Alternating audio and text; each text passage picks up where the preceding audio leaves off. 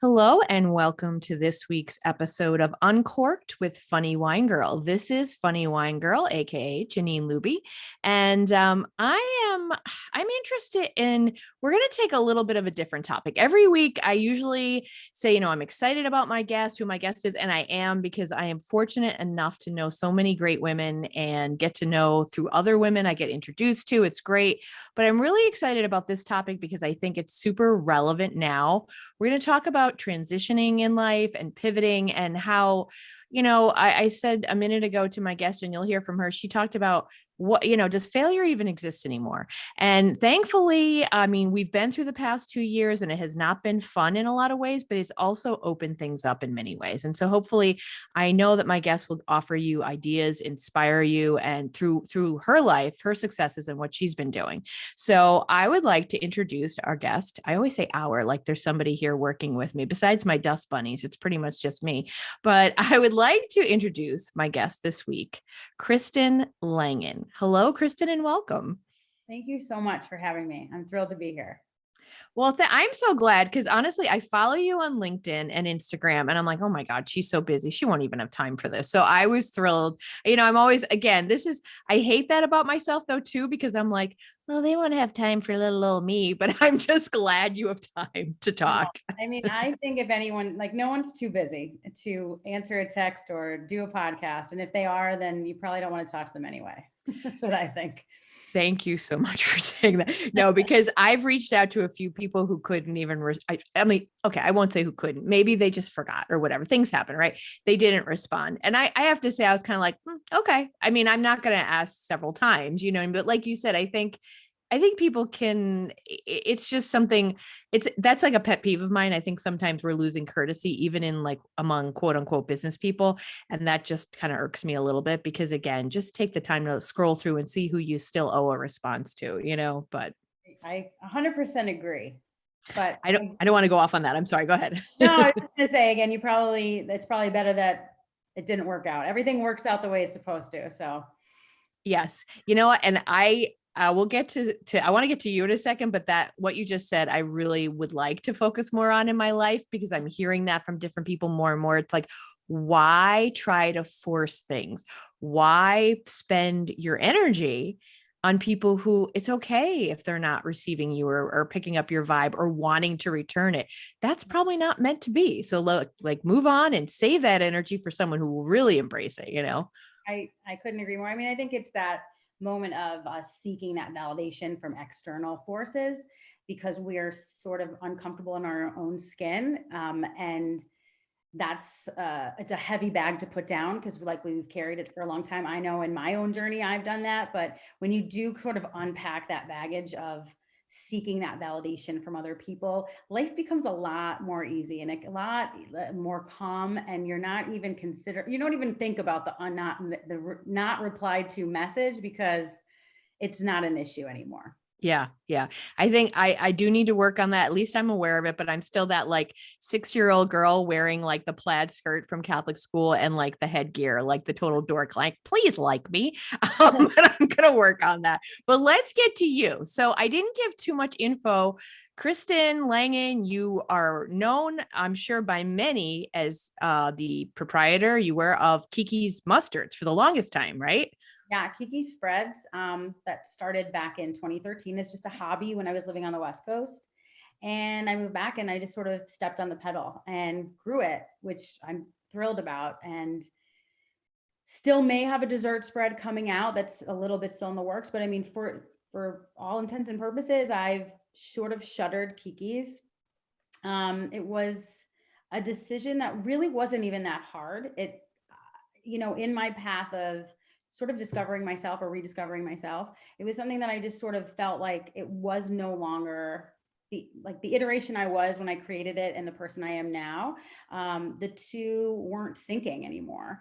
And doing it all myself, everything from every piece of copy, every piece of content, every shipment, every distributor order, everything. It just sort of said like, well, what do you want to do here? It was growing, it going well. But I think, and what you had sort of prefaced what our conversation about pivots, I made a decision that if you're not in love with this anymore, like it's okay. It's okay to step away. And it really wasn't a hard decision. I think the harder part was for me to put out the video that I did. Like, I was very surgical and strategic in my thinking about shutting it down. And then when the day came for me to actually verbalize that and put it on record to then, put out in the interwebs, I cried a little bit that day, not because I felt I tied my worth to KiKi's, because I think that's where people get in trouble. But it was a little bit of an identity crisis because, like you said, people knew me or know me from that specifically. People also knew me or know me from fitness. But it's okay to change directions. And I think it was bittersweet, but I'm happy that I made the choice that I did. Well, and that you have such a positive attitude about it. And we talked about this earlier. Like you said, some people are like, oh, how do you feel? Like, you chose to do this. This was your call, which is actually great because now you're deciding how this goes, how your life goes. You've chosen where the path is going in your life right now and where you're pivoting to. Mm-hmm. I think that we forget along the way somewhere that we can make these decisions, these big, scary, hard decisions, and that we have all the internal fortitude to make them. I think we forget somewhere along the way. It could be tied to that we're seeking validation from other people. What will they think when I change directions? What will they think, when I start doing something new and uncomfortable and different for them to receive? Who cares? So what, who cares is probably like the best advice my father ever gave me. So what, who cares?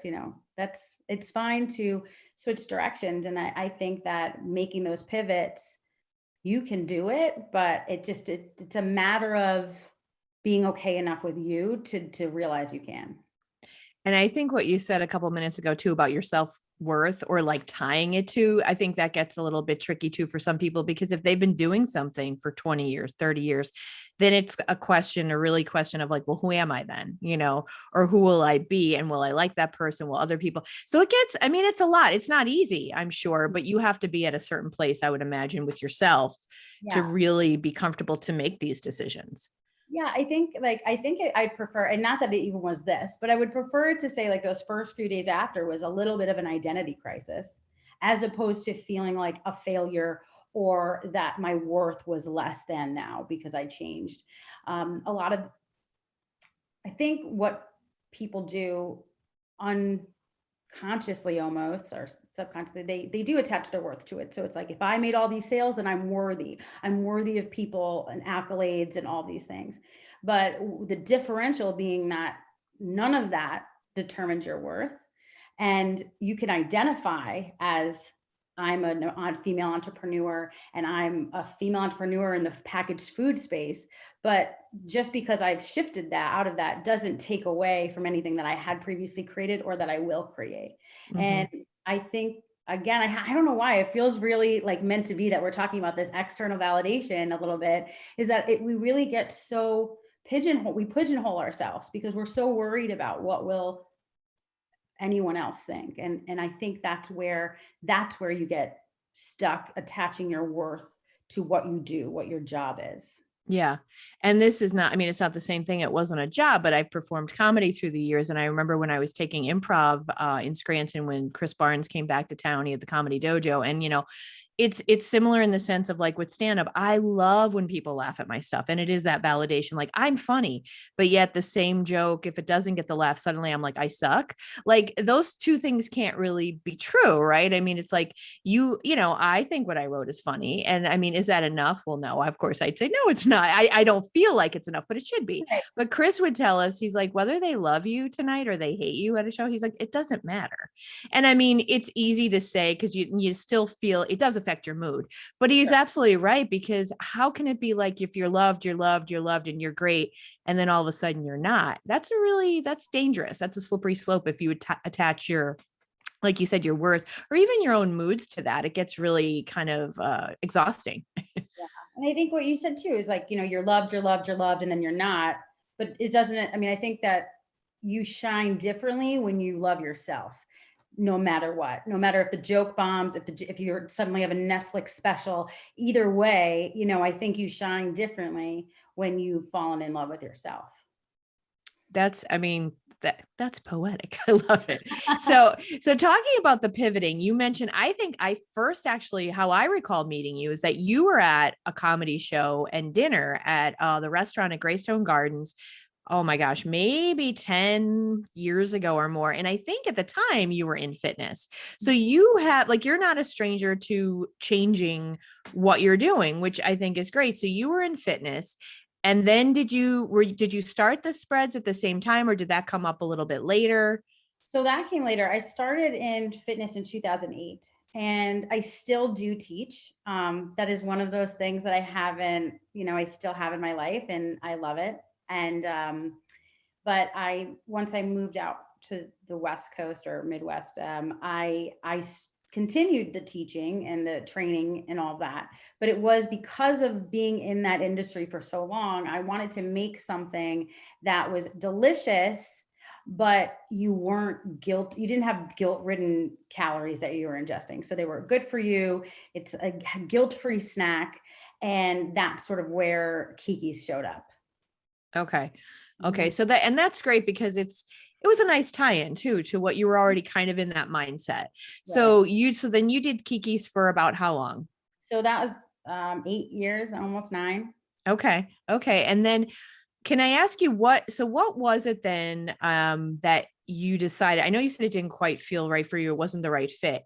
So was it something that was kind of gnawing at you for a while, or was it one of these things that one day you were like, you know what, I don't think I want to do this anymore? Like, how did that come about? How did you feel that? Definitely. It didn't just pop up on a Tuesday and I decided on a Thursday. No. I think it was just my own journey with myself. I did a lot of self-work, if you will. And, sort of diving into like, who am I? What am I doing with everything, with all the parts of life? And when I sort of unpacked that and looked a little deeper, it felt really good to have done KiKi's, but it was the person I was when I created it, and the place in which emotionally that it was created was no longer the place I was in. So, it was great for what it did for me at the time to sort of reignite my fire for creativity and sort of remind myself that I was worthy of being creative and, like, not to say loved, but appreciated. But I got to the place where I didn't need, not to say that I didn't need the validation anymore, but I didn't feel that tied to it emotionally anymore. And that's why I was just said, I think I think it's time. And I thought about it before I even said anything out loud to anyone. And one day I had said it to a friend and they were shocked. They couldn't believe it. The following week. So this was like a 5-week build to me finally like putting that out. Once I finally took maybe a month to think about it. And I, in passing, said to my mom, I think I'm done. And she looked at me and was surprised. Everyone was pretty surprised by it because KiKi's was doing well. And it was just a choice. And it's like, I think my message is you don't have to be stuck where you are, whether you're making $1 million a day, if you're in the red, if your parents told you to do it, if you feel like someone's going to like you more, you don't have to stay in that place anymore. You can change, you can pivot. And what we had said about failure, like, I don't think anyone's pivot or choice to move on is a failure, because if within any failure, quote unquote, there's a lesson. So really more, it's like a life education than anything else. I just don't think failure bodes really well anymore in our vocabulary. Yeah. And that's right. Because what is that? It's a negative word anyway. So if that's how you felt, how would you bounce back from it? Or, you know what I mean? You can't be in that space, right? Yeah. Absolutely. Yeah. And I know for me, it's been a long time now, but a lot of people were like, wow, that was a big, like when I left my job at Blue Cross, that was 2011. I always preface it when people did ask when I left, I always preface it with, because I want to be very honest and real with it. I'm not married. I wasn't then. I don't have children. So when you have other people to factor into your decision, that's important. I didn't. I had parents who were loving and supportive, and, I lived on the other side of their double house. So it was like, I had things in place, like a support network. And so for me, I knew I wasn't going to be like really, really, really needing to hustle for my next next meal, you know what I mean? That kind of thing. Now, did I prepare properly business wise? No, I would always say that. But one thing I always truly was glad to say in my heart, I would always tell people there's not one day that I'm sorry that I left. I mean, would I have done things differently and maybe learned a bit more? Sure.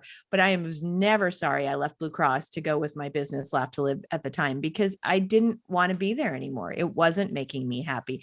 The money I left for this area was very good, and I still only make about a third of what I was making. That's why I tell people, I kind of laugh. It's like, well, clearly that's not my main priority, or I wouldn't do what I do, but I also get to kayak, in the summertime, and and I get to run at different times of the day because I'm not tied to a 9 to 5 schedule. So you have to not be afraid of that. And I had naysayers who were like, what will you do for health insurance? I'm like, I'll buy it.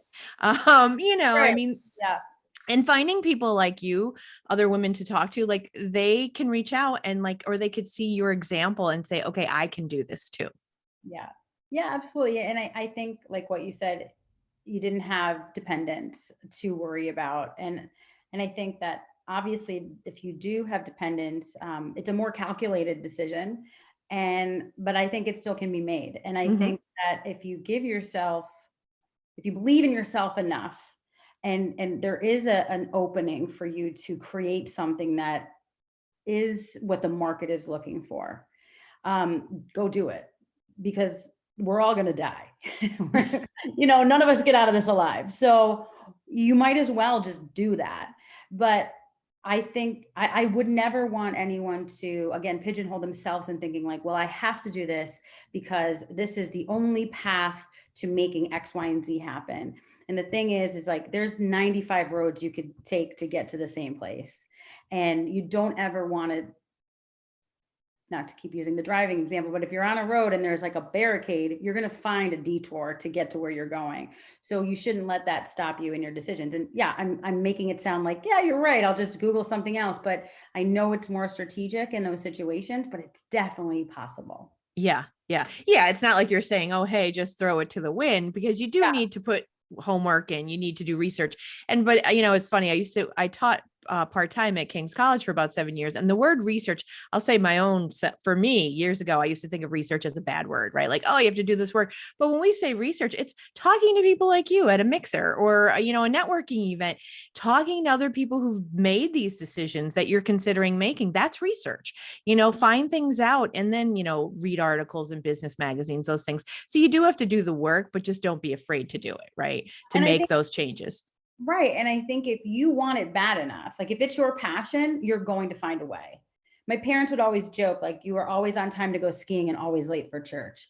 Like, if you really want to be somewhere, right, you're going to show up. And if you want it bad enough, then you're going to pull the all-nighter to get something started while you still have your 9 to 5. If you want it bad enough, you're going to give up the weekends.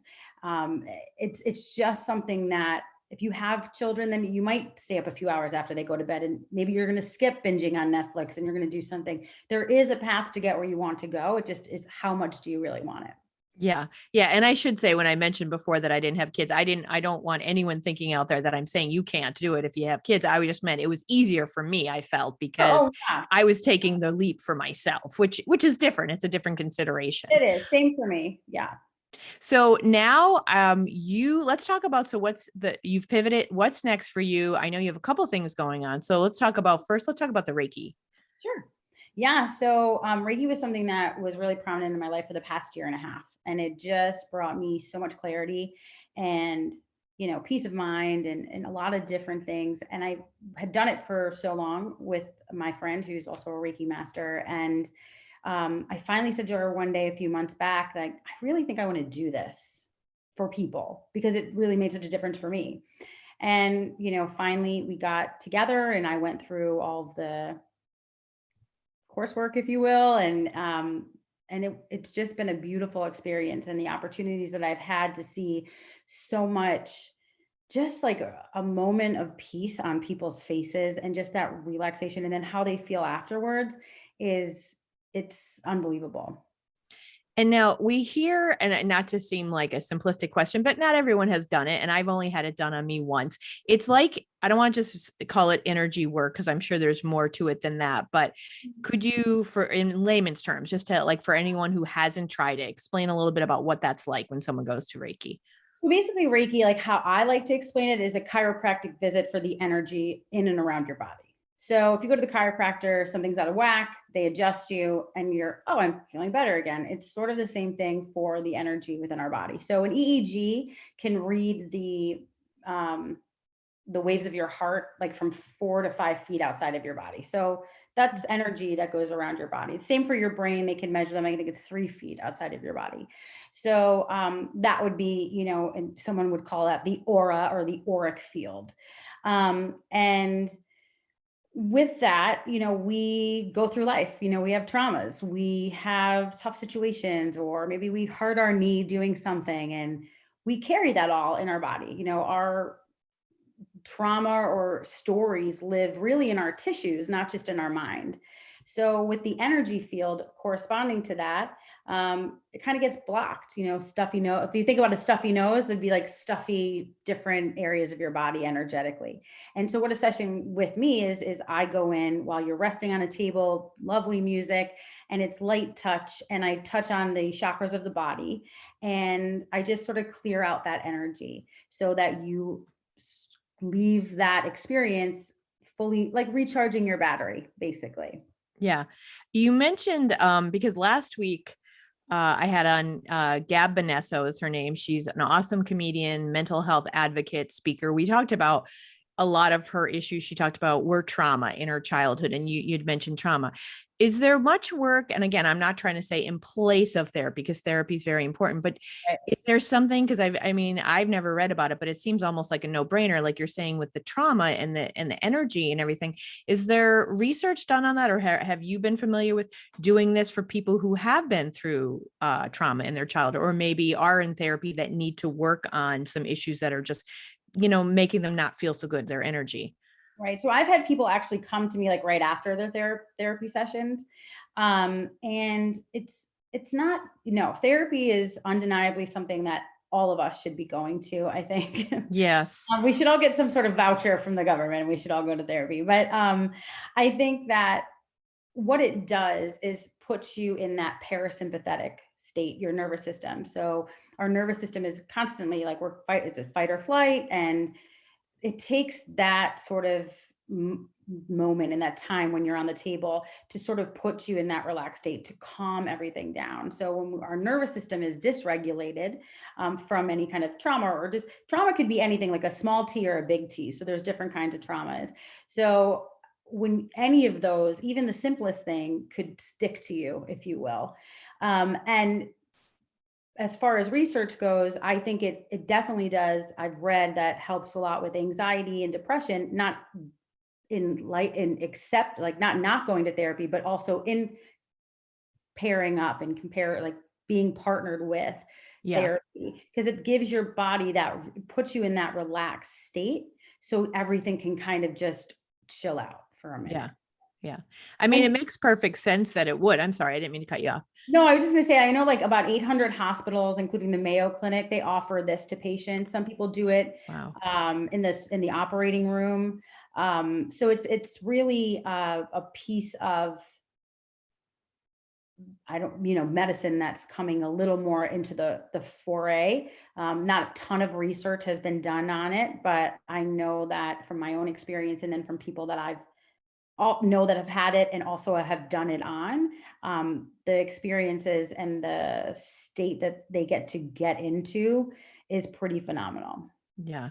It's unfortunate. We could spend time on that, but we won't. But like the whole healthcare system and all these things that are not being discussed and utilized. It's like, wouldn't it be better if we were using Reiki and laughter instead of prescriptions Absolutely. as much, Absolutely. I think that, I feel like we just, not, yes, like you said, not to get into the whole thing of it, but the one thing on my journey I was diagnosed with Sibo, and it's a small intestinal bacteria overgrowth. So my body was unable to process food basically for 2 years. And so that's when I started with Reiki, like a year and a half ago, when no one knew what was wrong with me. So I ended up going to so many doctors, and, some of the time it was like, here's a pill. And I thought, like, yeah, but this is not getting to the root cause. Like, I need to know why this is happening, not like, let's gloss over it. And not because they were bad at their job or anything. It was just a matter of, this is what we do, and typically I would have said, okay, sounds great, but I knew that wasn't helping the situation. So I agree that in, two things: be an advocate for yourself. If keep pushing, keep asking questions, keep getting opinions if you can. Don't be afraid to look at holistic health at all, because I feel like that's what helped me so much. But yeah, it's not a one size fits all. It's not, nothing in this life is a one size fits all. Nothing is going to be, we might empathize because we've been on a similar path, but everybody has a different experience. So the same thing goes with this. And I think you're right. Pushing the pill thing is it's done all the time.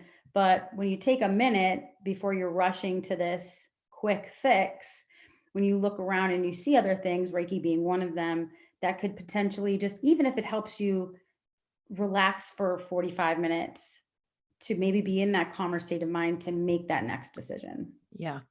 Yeah, I agree with that so much.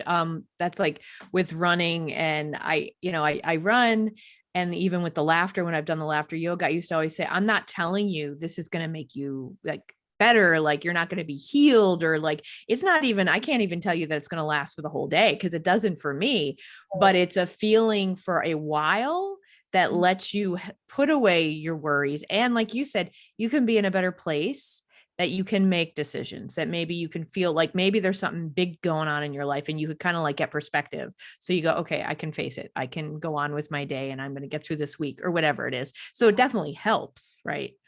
I think so. Yeah. It's funny you mentioned, and the same thing last week when I talked to Gab about being your own advocate. It is so important, because she talked about with mental health, finding the right therapist, because she's had some that just were not the right fit. And not to be afraid to speak up for yourself, and to be your own advocate. Years ago, I had a back injury from the cardinal sin of twisting with heavy snow on a shovel. My doctor, and I mean, it was no disrespect to her, I liked her a lot, but she didn't even send me for x-rays. She just gave me a painkiller.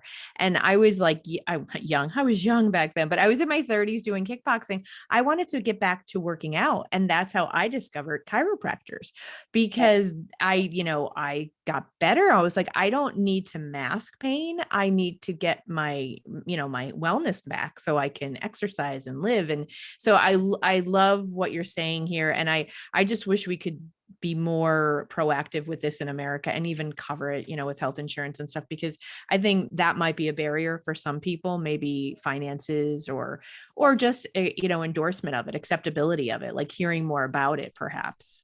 Right. Yeah. And doing something different, which is always scary, because I don't know what everyone's going to think if I do something different, sort of stuck in that cycle, that thought process. But, it's there for people if they want it. And, in within being your own advocate, you just have to remember that you're worthy of being your own advocate, and that you're worth finding what's going to actually help you, as opposed to just settling for what you're told the first time around.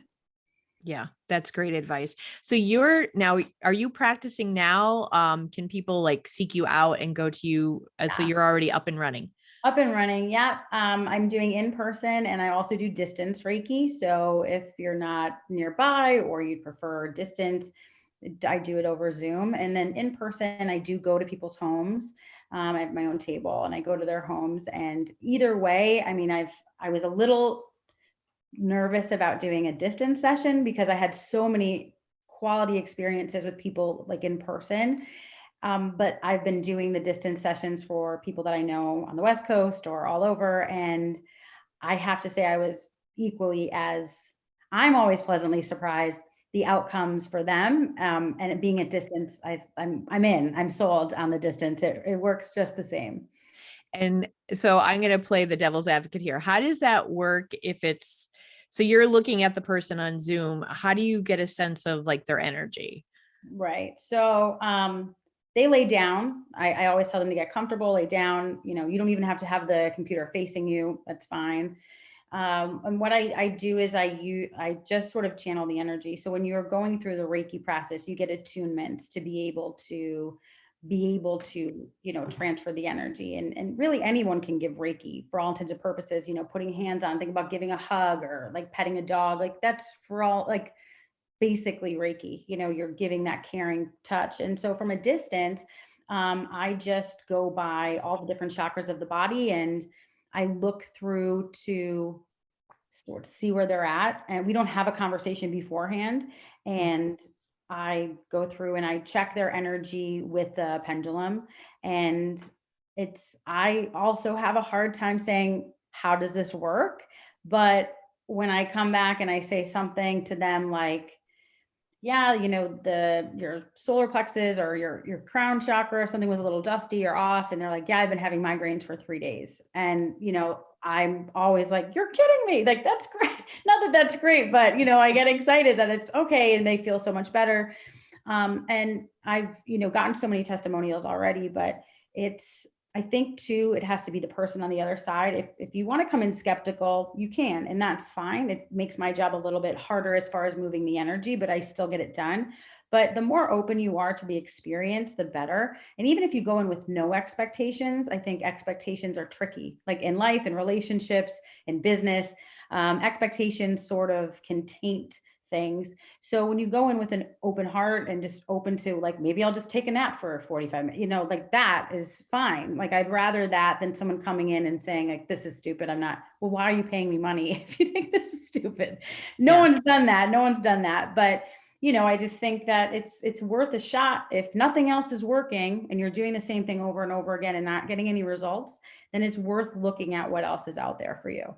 Oh yeah, absolutely. It's interesting you say that, like that attitude. When I was doing laughter yoga more when I first got started, I remember I of course would focus on the ones who were like not receiving it, like the naysayers who weren't doing the chants of ho ho ha ha. They were like with their arms folded and like almost I felt glaring at me. Now again, I get it though, because I was like, you know what? I'm a shy person by nature. If I was in a workplace like beforehand and someone came in with this and I didn't know what it was like, I would probably be like looking around like who's doing it, looking for approval. I would probably not fully accept it. But I just remember a friend who was doing life coaching said, Janine, you're putting it out there.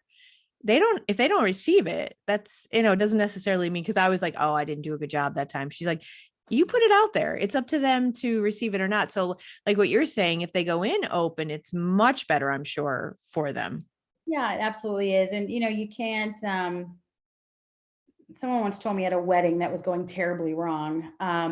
You can't control the guests in life or at a wedding, so whatever it's meant to be is going to be whoever wants to accept it. And again, that's not a reflection of your good enough at your job or not. That's just, it wasn't their thing or what, whatever. Maybe they had a bad day that day. So I think that's one thing going into any of these, if you're going into a small business or if you're going into anything really, you've got to give people grace. And I think we've forgotten to do that, or we take it we take it personally. But we have to give people grace. You don't know what's gone on in their day. You don't know what's happened or what they're struggling with. Because even as much as your best friend or your partner, you never really know anyone, right? 100%. So imagine trying to figure out a stranger. You won't really know them. So I think that going into any situation, you need to give other people, first off, you need to give yourself grace. Then you're able to give other people grace. And I think it just kind of makes these situations where people cringe at like, oh, what if they don't like me? What if I fail? What if that all fades away when you're like, I'm just, I hope it works for them. And if not, that's fine. I'm going to still go on with my day and I'm going to have my tacos for dinner and that's going to be fine. I love that you said that, because I need to hear that personally.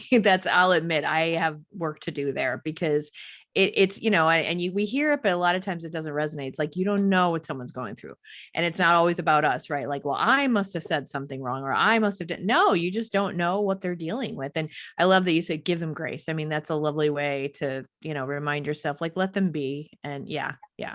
That's great. You have those moments where I think I said to someone the other day, like, you want to punch someone in the throat for sure, but like you have to sort of take a step back and say, let's give them a little grace, that's fine.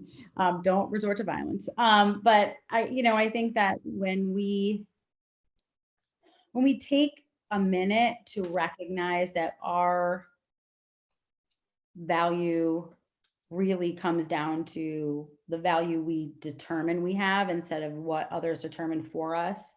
And by giving our own selves grace first, it makes it a lot easier to hand it out to other people. Yeah. And we hear that a lot too. You have to love yourself before you can love others. I think it's probably the hardest, just like we're our own harshest critic. It's hard, but it does make absolute sense. Cause if you're not happy with yourself, if you don't love yourself, how can you put that out there? And I mean, we're all works in progress, right? Totally. I think we're all works in progress until the end. I mean, what are we gonna, anyone who's sitting there saying like, I'm so evolved, like, okay, I meditate 10 hours a day. No, come on, that's not life. But I think that what it is, you're saying, love yourself first. Like, how about like yourself? How about we start there? Like, why are we, we're going to go to love. Like, we haven't even gone on the first date yet. Like, why don't we like ourselves a little bit first? And I think that starts with like, stop the negative dialogue in our heads and stop putting ourselves down all day and stop criticizing yourself and about what your body looks like, what your hair looks like, what someone's going to say about what you're wearing. You know what? No one cares because they're thinking about the same thing about themselves. So again, going back to the best advice my father ever gave me was, so what, who cares? Because, it's just, you really have to like yourself at this very minimal base area and say like, I'm okay, I'm okay. And going from there. And then maybe you could love yourself. But I mean, date yourself a little bit first and then yeah. Try the coffee date or the wine date before you go right to love, right? Totally. Well, I want to wrap up soon, and I know this question could launch so I'll, but I'm still going to ask you anyway, like building up on what you just said. How much do you think social media kind of plays into that? Like this idea of how hard it is for us to like ourselves because we're always like, I know I'll speak for myself. I won't speak for other people, but like I can wake up in the morning and I know that's a bad habit. First thing, looking at the phone is a no-no, but scrolling through like other women I know who are comedians. Wow. They just did an album. Wow. Geez. I didn't really go too far with like the comparisons and the like negative self-talk. Now I know we're still in charge, right? We have to be in charge, but how much do you think influences people with social media posts? Okay. So you said a lot there, and I'll summarize as best I can. Comparisonitis is a disease, and it's something none of us need. We could heal ourselves like today, immediately from that. I think social media is pretty amazing when you think about it, because without social media, I don't think we would have been able to navigate 2020. And I think social media, eventually is going to be the old news, sort of like, Facebook is. And there's going to be something else, the metaverse, whatever's next. And what I think is it depends on what you choose to consume. I see amazing people that wouldn't be traditionally considered beautiful or fit some mold crushing it on social media. I see people that are traditionally considered beautiful and perfect not crushing it on social media. I think it depends on what you want to consume. So if you're going to go down the rabbit hole, which we all do on TikTok and Instagram, and you're going to keep consuming content that's making you hate yourself, well, you need to go on the other side of TikTok. Look at something else, search something else. Because if you keep doing that, you're repeating the cycle. And every day you're going to wake up and start again. I agree, you should not grab your phone first thing in the morning. People have asked me what I do first thing in the morning, and you might enjoy this. I get up, I let my dogs out, I make my coffee, and this is like 6:30 in the morning. And the first thing I do is I turn on a Netflix comedy stand-up special. And that is what I watch when I have my coffee, because there's nothing in there that's making me hate myself. All it's doing is sort of brightening my mood for the day. And that's how I step into the day. I don't step in the day on Twitter, going through whatever's going on. I'm not we feed our thoughts, right? So we feed healthy and unhealthy thoughts. So if you start feeding the thoughts early that are unhealthy, they're just going to keep growing. So it's something to be said for how you choose to start your day. But I think social media is great. I think that it gets a bad rap because you're consuming things that are making you not like yourself. just like watching 20 hours of true crime and then trying to fall asleep on a Friday night by yourself. Like it's impossible, right? Yeah. Yeah. So it's the same concept. Yeah. Or watching the news constantly. I'm trying to get away from that. You mentioned the comedies, which I love. And that's a great idea for the morning. And I ought to do that because I preach about the value of laughter, but I'll watch it a lot at night and different time. Like that's been my savior. That was my savior through the pandemic, like watching The Office over and over again, Yeah. watching Seinfeld. Those are my go-tos. And now I'm watching 30 Rock because I didn't really give it enough of a shot when it was back on TV and it's on Netflix. So I tend to rely on those. I guess those are more my nighttime, which again, bad habit going to sleep with TV, but at least I'm watching like comedies. I know Right. that's Yeah. not necessarily good, And but you could always just toss on like whatever stand up comes up on the like this just released or whatever, even if you're going to rewatch something you already watched, just to have that background noise of being joyful and making you happy, as opposed to, oh, wow, look at what they're doing. I should be doing more. Like, I don't think that the busying of ourselves, the hustle culture of it all, that's crap. And I don't think anyone needs to step into that. You don't need to hustle harder, but you need to focus on what you actually want. And then it won't be a hustle at all. Wow. That's a different way of looking at it. That's great. And you're right. You're totally right about social media. I wanted to bring that up, but I do agree that it can be what you make it, right? I mean, and again, not to talk more about myself, but when I did teach, we did an anti-cyberbullying campaign on social media. So it's like, you can use it for good. And, my own personal posts, I try not to do anything like politics. No one cares what I have to say, and I don't care what they have to say in response. So I try to do more of like positive things, take pictures, when I'm running or kayaking. So I do try to put that out there. It's just that I'm still guilty of that comparisonitis stuff that I do, and or like rolling my eyes, but at least I'm aware. And then I go, okay, put the phone down, because it doesn't have to influence you. We have a choice of setting it down. So I agree with you that it can be what we make it. But yeah, you're right. And that's your morning routine sounds perfect. Actually, it sounds really healthy. It sounds good. Really good. So And I think if you want to put the post. If you're, if you're thinking anyone, thinking about like, I want to put a post up about my dog, put your post up. Like, who cares what Susie down the street thinks? Because Susie down the street wishes she could put out a post about her dog, but she's too scared because she's worried about what you're going to think. So it all filters back with, just doing what you want and not being concerned about what other people think. yeah. What did your dad say again? So what? Who cares? Yeah. So what? Who cares? So what? Who cares? Okay. And that is honestly, it's simple, but it's not simple to do, but it's the couple words that mean a lot, really. And the more you practice it, the better you get at it. Yeah. Well, I was just going to say, it's anything, like with anything, it takes practice, right? You don't just do it instantly and it sticks. Yeah. So before we close, only because it's, I don't talk a lot about wine, but I was curious, are you a wine drinker at all? I wanted to get your input there. I do drink wine. I drink Pinot Noir is my wine too. Yes. Okay. I'm So you're not a white wine girl. Okay, that's what I was going to ask. You're a red wine drinker. I had Danielle Fleming on a few weeks back, and she talked about red wines. And I'll admit, I'm more of the white wine, which here we go. I feel guilty because that has more sugars. I really would rather. I wish I liked more reds, but reds are great for the winter. Like sometimes I'll have. Do you have a favorite of the Pinot Noirs? I don't, I'm not well versed in wine, if you will. So I'll just take whatever you can give me, even if it's not Pinot Noir, I'll take a red. But that would be my go-to choice if I had the selection, and I don't have a name or anything. And it being social media, obviously you'd have to be sponsored by them to say, no, I'm just kidding. But no, white wine was never my thing, but I love a red, no matter when. I mean, yeah, in the middle of the summer, if it's 95 degrees, it's the last thing you're going to reach for, but yeah. Hey, you like what you like. That's it. So in closing, is there anything else? I know we talked about the Reiki. I just want to make sure, where's a good place for people to connect with you if they want Reiki, or I know you're also offering now some business services, coaching, and some copywriting. Where's the best place for people to connect with you? Yeah, you could just find me on Facebook. I have a public page on there, so you could just find Kristen Langan there. You could also email me kikilangan@gmail.com, and I'm always, available to talk, answer any questions.